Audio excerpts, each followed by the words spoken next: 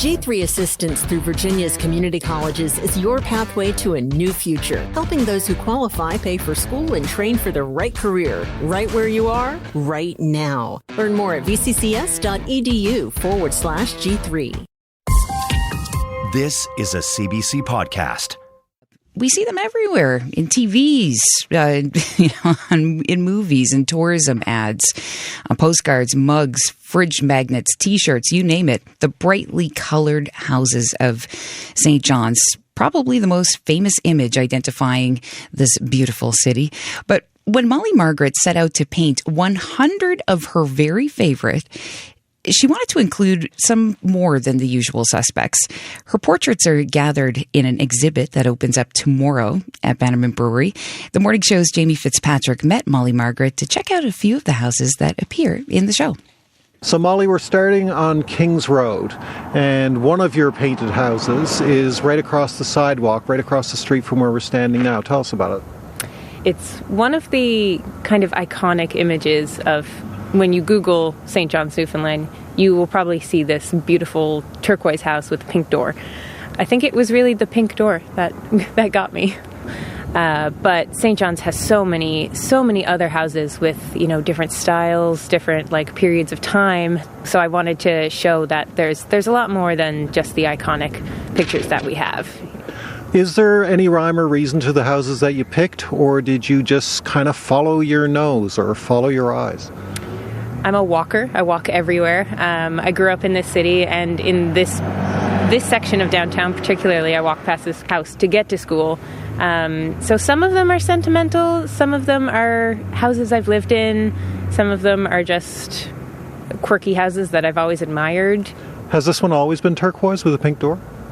I'm actually not too sure. I think the door is new, but this has been one of the houses that I've seen growing up. But there's so many aspects, but I do look at the small details. And some of the houses I painted are some of the most worn down houses of St. John's, but that's kind of what gives it character. Let's go to a second location. Where else around here did you do houses? Oh, well, I feel like I could spin around and just point my finger and there's one. But we can even head down Cummings Street to Colonial and we'll pass by a few. All right, let's try Colonial. So I did this one, and I did number 12 as well, and a few on Colonial, actually. I think 4 on Colonial alone. And if we continued on further up to Military Road, would there be any up there around that area, closer to the park? Yes, there are a few on Military Road. The classic, Venice Pizza, which is one of the examples of them. They repainted the front of Venice after I had painted it, so that was a bit frustrating, but it's a memory now. A lot of people look at my painting and they go, oh, that's the old Venice. That's what 4 a.m. I go for a slice. That's what you used to see. So, and things change. So that's fine. Where have we arrived at here? So right now we are on Cummings and Colonial near Gower. I'm looking at 1, 2, 3, 4 houses that I've painted. So I do walk this away a lot, I'd say. There is one tucked away on Cummings Street that is a little odd. It wouldn't be something that you would say, is downtown St. John's, but, that's kind of the point of the project, is that there's such a variety here. Which one is it from where we are? So it's this sweet little square, yellow and orange striped clapboard house with some flower pots in it, burgundy door, I think. It is a side street. You can drive down it, but not a lot of people walk down it. So that was kind of the goal, was to get in the nooks and crannies of the streets and see what I could find. How far afield did you go if we drew a map of your 100 houses? If we drew a circle around it? It would be more like an oval. I would say I did some in the Battery, and then the furthest one the other way, I guess west, would be around Patrick Street. And then up and down kind of included, Water Street to, say, around Bannerman Park is about the furthest I went that way. Okay, so you're a downtown girl. I am, very much. I moved to the mainland for 5 years, and I was like, nope, gotta go. Gotta go back. Now, the question is, do the various homeowners know that they're in your show?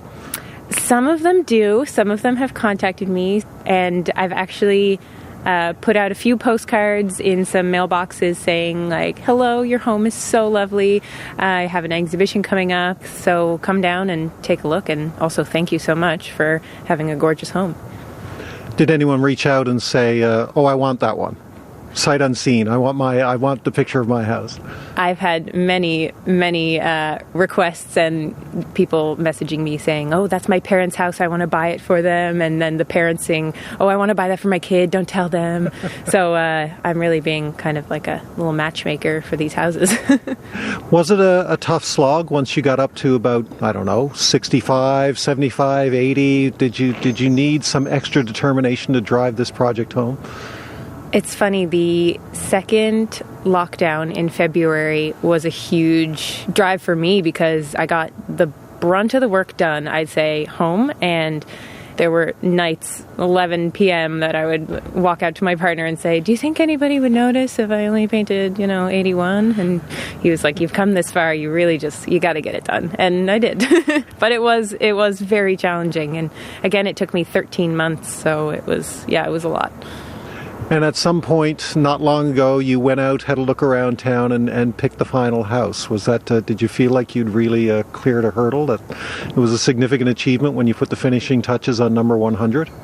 Yes, number 100. I hadn't even picked the day of, and actually I found it on Google Maps. I didn't even have a photo of it. A lot of the houses Google Maps was very helpful with. But yeah, the final 5 was... It was a weird sensation because, 6 months ago I was like, imagine when you're at like number 99, won't that be nice? And yeah, I got there and it was great. And yeah, putting the final touches on number 100, I was, thinking about all the cocktails I was going to have and the celebrations and just the exhibition and getting to show people what I've done. This is going to be the way that you probably see downtown St. John's for most of the rest of your life. I did that one, that one was in the show. Yep. And even now, I walk around and, I'm so happy to have that memory and that process. And it definitely, other people, I think, will take a different look at downtown as well, which that makes me happy too. Thank you so much for doing this. Yes, thanks for having me. That was Molly Margaret speaking with the morning show's Jamie Fitzpatrick. Margaret's exhibit is called 100 Mini Houses, a Downtown Exploration. It's showing tomorrow night and Saturday afternoon at the Bannerman Brewery. Then it's off to the Eastern Edge Gallery, where it will be on exhibit between May 15th and June 26th. For more CBC podcasts, go to cbc.ca/podcasts.